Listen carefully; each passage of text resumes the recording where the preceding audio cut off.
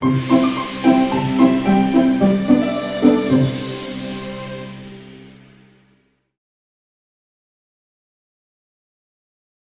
po sa inyong lahat, isang mapagpalang Pasko sa mga kapatid ko, mga hipag, mga bayaw, mga pamangkin, mga apo at kumpari-kumari, mga kapitbahay at mga kaibigan kakilala, maligayang Pasko sa inyong lahat. At siyempre binabati ko na maligayang Pasko sa aking partner na kasama sa buhay, maligayang Pasko mahal ko, honey ko.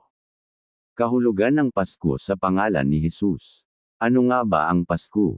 Bakit natin ito ipinagdiriwang? Napanood ko sa isang balita na ang diwa raw ng Pasko ay ang pagbibigayan ng regalo.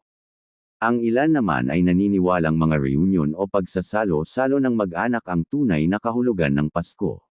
Madalas din nating makita sa mga patalasates na mga kainan, pamamasyal at party ang sentro ng selebrasyon. At habang ako'y lumalaki ay tradisyonal ng sagot ang kapayapaan, pagpapatawaran, pagmamahalan bilang tunay na mensahe ng ika-25 ng Disyembre. Pero kung nais talaga nating maintindihan ang mensahe ng Pasko, mabuting bumalik tayo sa simula, sa orihinal na kwento. At ito'y mababasa natin sa Biblia, ang salita ng Diyos. Ang Pasko sa Biblia. Mayroong 2 tala ng unang Kapaskuhan sa Biblia. Mababasa natin ito sa aklat ng Matthew chapters 1 at 2, at sa Luke chapter 2. Upang mas maintindihan natin ang kahulugan ng kapanganakan ni Jesus ay bibigyang focus natin ng Matthew 18 minuto pasado 1:25. At habang binabasa ito, nais kong ibalin natin ang atensyon sa mga pangalang ibinigay kay Jesus. Nakakatuwang malaman na kahit sa pamamagitan lamang ng mga pangalang ito'y maiintindihan na natin ang tunay na diwa ng Kapaskuhan. Para sa mga walang Biblia, heto ang Matthew 18 minuto pasado 1:25 na halos sa salin ng bagong magandang balita Biblia. Ito ang naganap nang ipanganak si Jesu Kristo.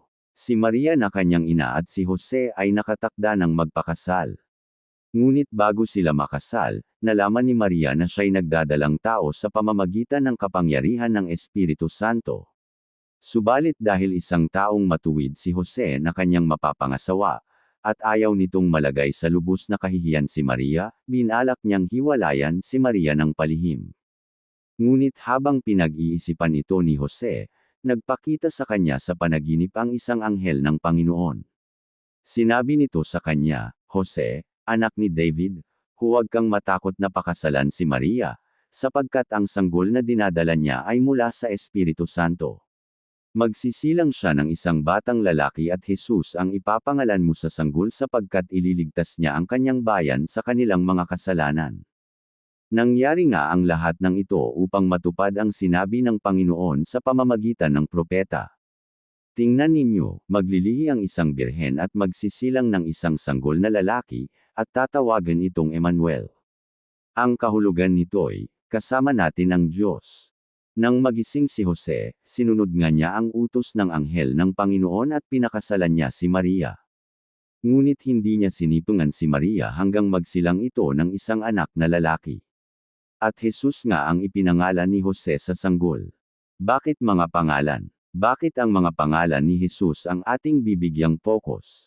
Ito ay dahil may kahulugan ng bawat pangalan. Halimbawa, ang pangalan ko'y Frederick Paulo. Ang Frederick ay nangangahulugang mapayapang pinuno habang ang Paulo naman ay maliit. Ganoon din sa panahon ni Maria at higit pa. Ito ay dahil naniniwala ang mga Hudyo na ang pangalan ng isang tao'y nagpapakita ng kanyang katangian, maging ng kanyang kapalaran. Isang halimbawa si Jacob na ang pangalay nangangahulugang nakahawak sa sakong o kaya'y manlilinlang. Para sa mga pamilyar sa kanyang kwento sa Lumang Tipan, alam nating noong ipinanganak si Jacob ay hawak-hawak niya ang sakong ng kanyang kuyang si Esau. Maliban dito'y makailang beses ding nilinlang ni Jacob si Esau na nagbunsod ng hidwaan sa pagitan ng magkapatid. Isa pang halimbawa ang pangalan mismo ng Diyos sa Biblia. Sa Exodus 3, tinaong ni Moses ang Diyos kung anong pangalan niya nang sa gayo'y maniniwala ang mga Israelita na isinugo nga siya ng kanilang Diyos. Mababasa natin sa Exodus 14 minuto pasado 3 ang pangalang Yahweh o kapag isinali, ako ay si ako nga. Ganito ang pangalang ibinigay ng Diyos dahil walang isang salita ang kayang sumangkop sa kabuuan ng kanyang katangian at pagka-Diyos. Mapagmahal ang Diyos, mahabagin, makatarungan, kagalang-galang, makapangyarihan, banal, alam niya ang lahat, manlilikha, hukom at marami pa. Ganito ang ibinigay niyang pangalan dahil para niyang sinasabing, ang pangalan ko ay kung ano ang katangian ko. Ang pangalan ko ay kung sino ako. Nakita natin mula sa dalawang halimbawang ito ang kahalagahan ng pangalan para sa mga Hudyo. Sa pagdako natin sa mga pangalang ibinigay kay Jesus ay makikita rin nating nakahabi ang kabuuang plano ng Diyos sa likod ng kwento ng Pasko. Ang Pasko at ang mga pangalan ni Jesus. May 3 pangalan o titulong ibinigay kay Jesus sa kabanatang ating binasa. Sa verse 18, tinawag siyang Kristo. Sa verse 21 ay Jesus at Emmanuel naman sa verse 23. Ating himayin ang 3 pangalang ito upang maintindihan ang tunay na diwa ng Kapaskuhan. Hindi apelyido ni Jesus ang Kristo. Bagkus, isa itong titulo na pwede nating ihambing sa doktor, engger, o attorney sa kasalukuyan. Galing ito sa salitang Greek na Christos at salin ng Hebrew na Mesiyas na parehong nangangahulugang, ang napili, o, ang nahirang. Sa madaling sabi, ang ibig sabihin ng Kristo ay, napili o nahirang ng Diyos. Ang Jesus o Jesus naman ay salin mula sa Hebrew na, Yeshua, o, Joshua. Nangangahulugan itong, nagel iligtas ang Panginoon.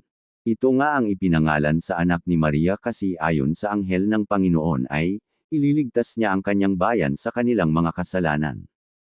Kung ating susuriin, makikita na natin dito pa lang ang pagka-Diyos ni Jesus dahil sabi ng pangalan niya ay, siya ang Panginoong nagel iligtas mula sa mga kasalanan.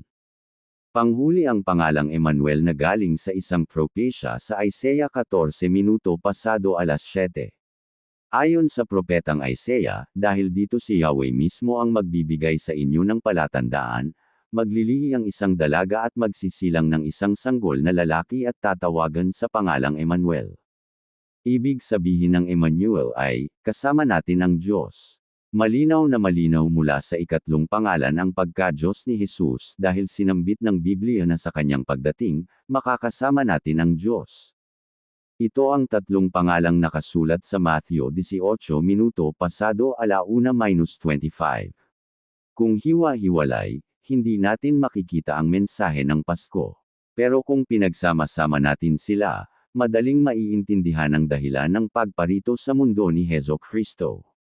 Paghahabi-habi at pag-intindi. Ito nga ang ating gagawin ngayon, ipaghahabi natin ang mga pangalan ni Jesus sa pagnanais maintindihan ang Kapaskuhan.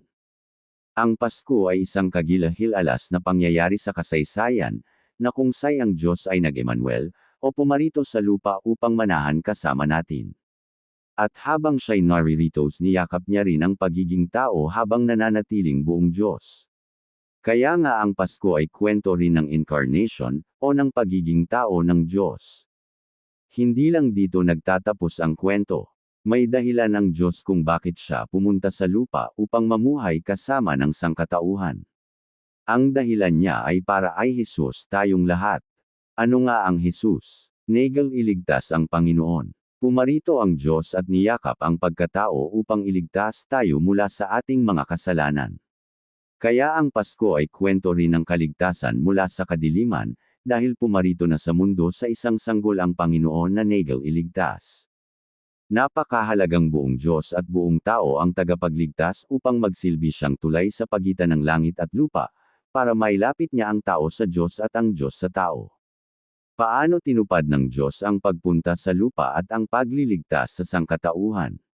Ginawa niya ito sa pamamagitan ng pag-Krist sa paghirang sa kanyang nag-iisang anak, pagpili sa Diyos anak upang isakatuparan ang kaligtasan ng lahat ng maniniwala o magpapasakop sa kanya. Sa makatuwid, ang Pasko ay higit sa mga regalo, pagdiriwang, kasiyahan o pagbibigayan. Tama nga na ito ay tungkol sa pagmamahalan at pagpapatawaran pero higit sa pagitan ng mga tao. Ito ay tungkol sa pagmamahal ng Diyos at pagpapatawad niya sa mga kasalanan ng mga naniniwala kay Jesus bilang tagapagligtas.